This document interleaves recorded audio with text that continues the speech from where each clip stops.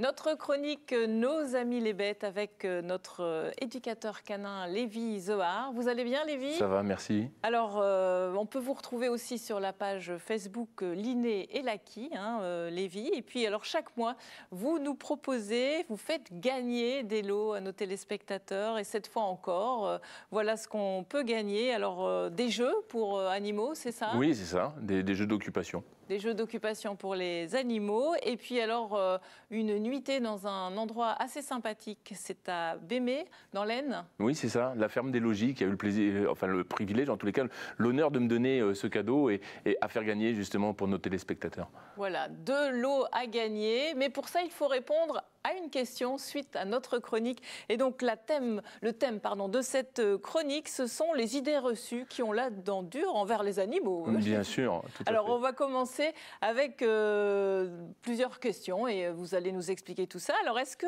les chiens voient les couleurs? Alors, oui, les chiens voient les couleurs, excepté en fait 2 couleurs, le vert et le rouge. Ce sont les couleurs que le chien ne distingue pas. Alors, effectivement, il y avait une idée qui disait que les chiens ne voyaient pas les couleurs, qu'ils voyaient en noir et blanc, en négatif, etc. Non, les chiens voient parfaitement les couleurs, excepté ces 2 couleurs qui sont le vert et le rouge. Sauf 2 couleurs. Les chiens et chats ne s'entendent pas. Alors ça aussi, c'est une idée reçue. Évidemment, ça va dépendre de chacun des caractères de nos 2 animaux, mais en général, on arrive à les faire cohabiter parfaitement. Vous aviez d'ailleurs fait une chronique là-dessus, tout à fait. En disant que la cohabitation, ça prenait du temps, on s'observe, mais finalement, ça peut fonctionner. Oui. Alors, mettre la main dans la gamelle du chien, ça veut dire qu'il ne fera rien? Alors, absolument pas. Il ne faut surtout pas mettre la main dans la gamelle. Beaucoup, effectivement, de personnes pensent que, tiens, on va mettre la main dans la gamelle, derrière, on est sûr qu'il ne fera rien, il n'attaquera pas un enfant, etc. Ce sont des idées fausses. Pourquoi? Parce que vous menacez sa ressource qui est la gamelle, et derrière, votre chien, en fait, va finir par devenir réactif parce qu'il va protéger sa gamelle. Imaginez que on est, par exemple, nous, à manger, à chaque fois qu'il y a quelqu'un qui vient prendre notre assiette, on ne va pas forcément être content. C'est exactement le même cas pour le chien. Donc, on lui met sa gamelle. Et on le laisse tranquille. On le laisse tranquille, c'est à lui, c'est lui qui mange. C'est exactement ça. Et si par contre le chien est réactif à la gamelle, eh bien dans ce cas-là, ce qu'il faut faire, c'est s'approcher et rajouter quelque chose à chaque fois. Comme ça, le chien ne nous voit pas comme une menace pour sa ressource. Voilà, ça c'est attention. Chiens de catégorie 1 et 2 sont plus agressifs. Alors ces chiens-là, le 1 et 2, vous pouvez nous dire? Oui, alors en fait, non, ils ne sont pas plus agressifs. Alors effectivement, malheureusement, ce sont des chiens qui sont stigmatisés parce que certains jeunes dans des quartiers avaient utilisé les chiens pour faire des combats, etc. Quelle race? Alors dedans, il y a le Rottweiler, les Staffordshire, les Tosa, les Boer Bull, etc. Donc il y a 4 races en fait qui sont définies comme étant des chiens dits catégorisés, entre guillemets dits dangereux. En réalité, c'est pas vrai. Vous n'avez pas plus de chiens dangereux dans cette catégorie-là que dans d'autres. Il faut savoir par exemple que dans les statistiques, le berger allemand, le Labrador sont des chiens qui sont déjà classés 1 et 2. Vous voyez, donc on est vraiment dans des idées fausses. Ces chiens catégorisés arrivent qu'en 20e position dans le nombre de morsures.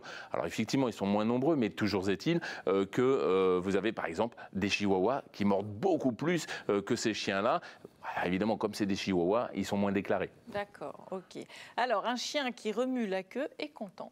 Alors, pas forcément, contrairement justement à ce qu'on pourrait croire. Il peut être excité, il peut être énervé, et dans ce cas-là, effectivement, remuer la queue. Donc là aussi, c'est une idée préconçue où les gens vont penser que, tiens, mon chien remue la queue, il est heureux.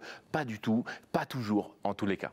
Alors, un chien sera malheureux s'il est en appartement. Il lui faut absolument une maison et un jardin. Alors ça aussi, c'est une idée vraiment qui est véhiculée, mais c'est totalement faux. D'ailleurs, je le précise quand même, par exemple, la SPA veut absolument que les gens aient des pavillons avec jardin pour accueillir des chiens.